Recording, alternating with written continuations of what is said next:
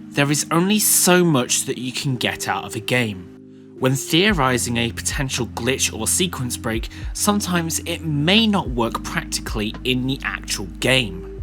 For every sequence break discovered, several theorised glitches never see the light after being vanquished by the limitations of the game. Sometimes a glitch does work, but only in favourable circumstances. These scenarios are often referred to as double-edged swords.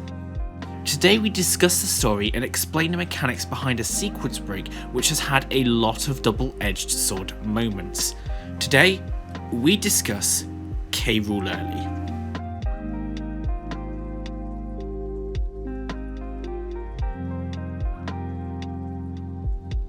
Ever since 2009, speedrunners have always had a relatively quick path to K Rool.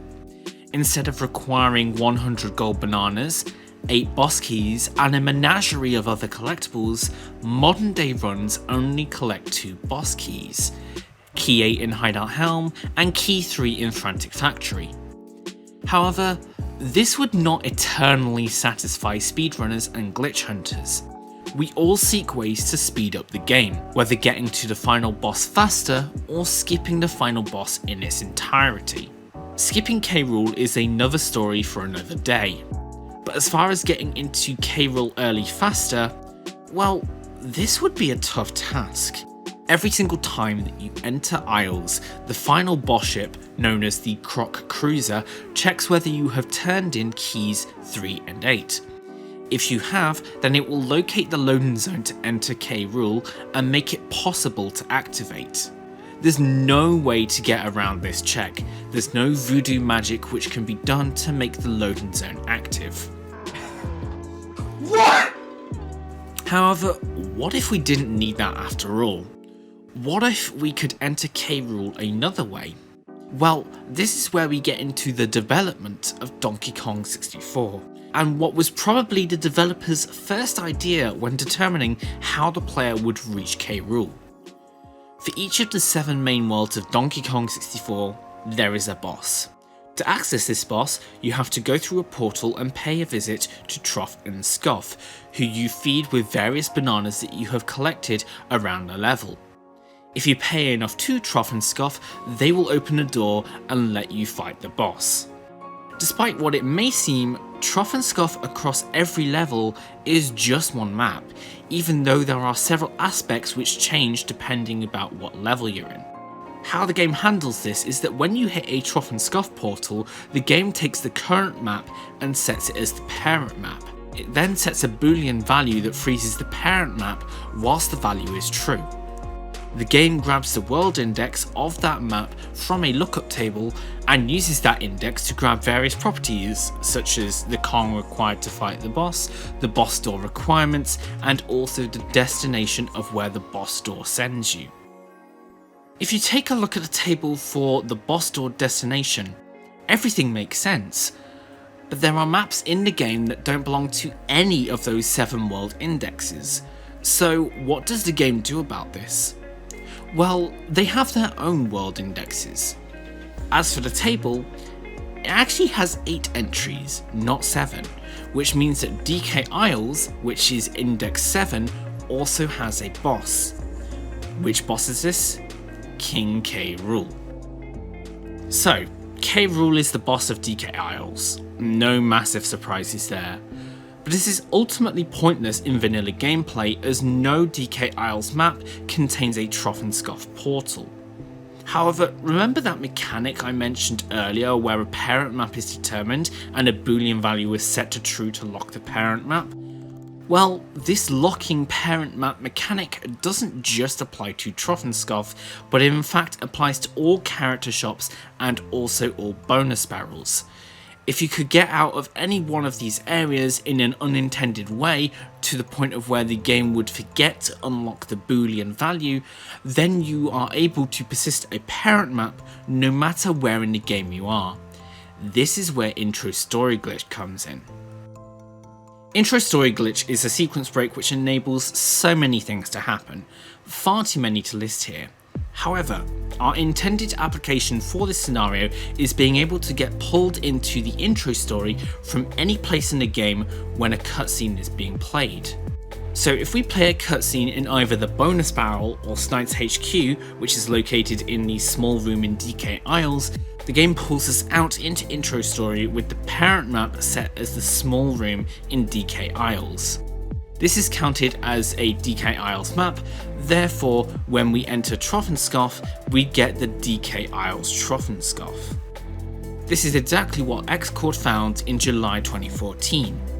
If you entered Isles Troff and Scoff and went through the boss door, you went to DK phase of K Rool, skipping the requirement for keys 3 and 8. This method did not work in the way we wanted.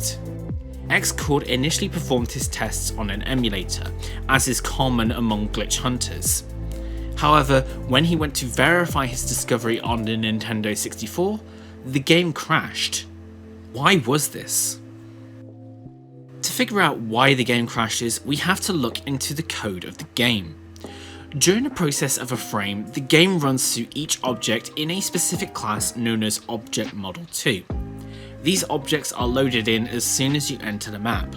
For each object, it runs through some specific code for that instance of the object.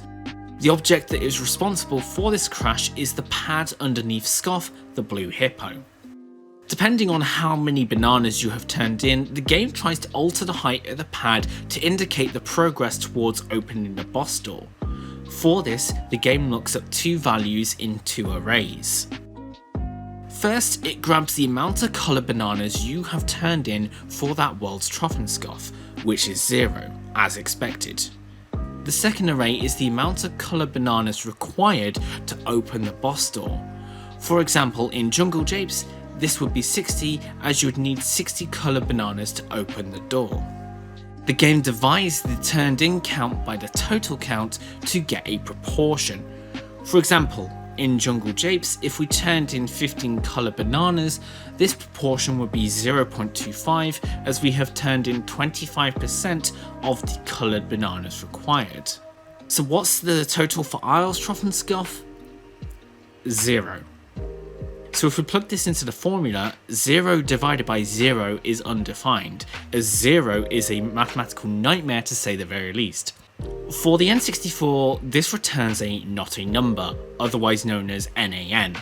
Despite this problematic calculation, the game doesn't crash yet. We just have to make sure the game doesn't perform any additional calculations or computations on this division. Unfortunately for us, the game does perform a calculation. The game tries to convert the outcome of the division from a single precise floating point number to a double precise floating point number, essentially meaning that the number is slightly more precise than beforehand. The game can't convert not a number into a double precise floating point, and so the game crashes. On an emulator, if you use a dynamic recompiler, the game bypasses this crash and works as intended. This is why this works on emulator. To confirm the reason of this crash on N64, we can make a ROM hack which alters the amount of bananas required to open Isles Troff and Scoff to a non-zero value.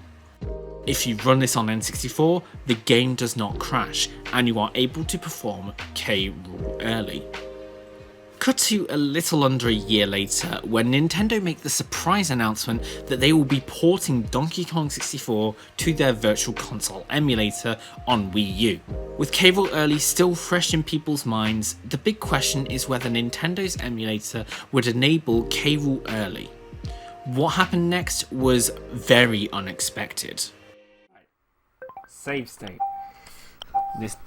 This is the place where we want to save state.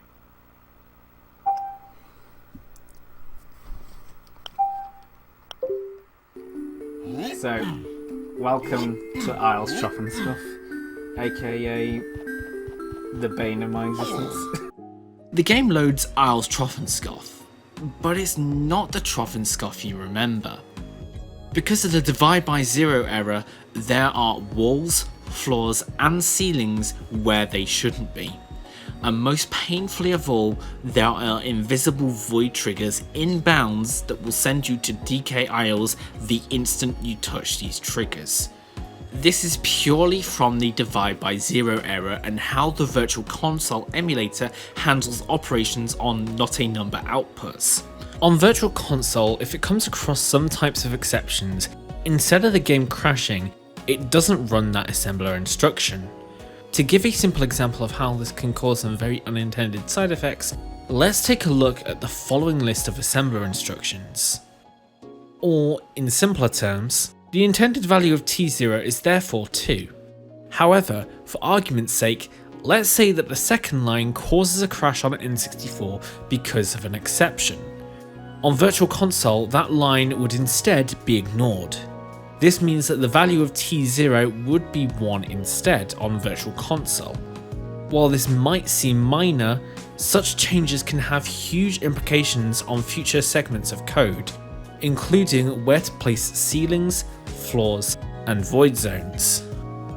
Due to this corruption, the boss door loading zone to K Rool on Virtual Console was incredibly tough to reach, so much that it took nearly 3 years for a method of K Rool Early to work on the Virtual Console.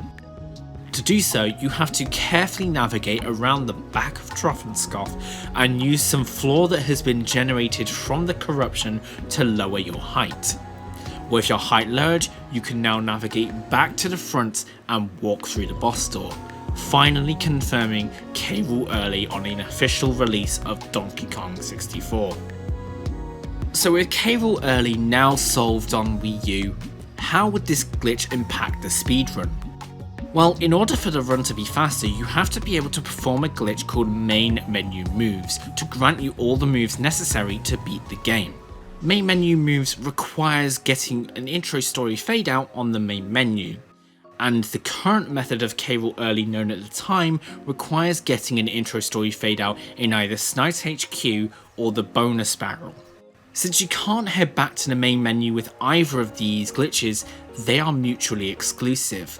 Therefore, another method of getting the parent map block would need to be found. Ringrush discovered that if you could hit a loading zone during the transition of a bonus barrel, you would get the parent map block without requiring the intro story fade out, meaning that with a bunch of lag, the first part of K Rool Early could be done in conjunction with main menu moves, meaning that this would be faster for any percent as you could skip keys 3 and 8. However, this trick requires lag to perform, something that Wii U Virtual Console does not have a lot of due to updated hardware. However, this is the only platform which K Rool Early works on which is an official release. So entering K Rool without keys 3 and 8 is only possible on Wii U Virtual Console, but it won't be faster due to not being able to use main menu moves. On N64, you would be able to get into K Rool faster because you could use main menu moves in conjunction with this glitch, but the game crashes upon you trying to enter Isles, Troff and Scoff. Recently, Xcord found that you could get the parent map block with the fade out into Game Over from running out of time in Hideout Helm. This would seem perfect, except that the timer for Hideout Helm starts with at least 10 minutes on the clock, with no known way to lower the initial time given on the clock.